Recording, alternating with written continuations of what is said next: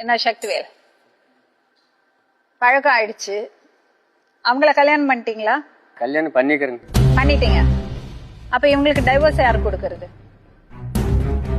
எப்ப பண்ணீங்க கல்யாணம்? பண்ணி இப்போ ஒரு வருஷத்துக்கு 1.5 வருஷம். ஏதோ சமைச்சு வச்சுட்டு போவாங்க சொன்னீங்க. இப்ப திருமணம் பண்ணிட்டேன்னு சொல்றீங்க. அப்ப போய் தானே சண்டை போடுவாங்க.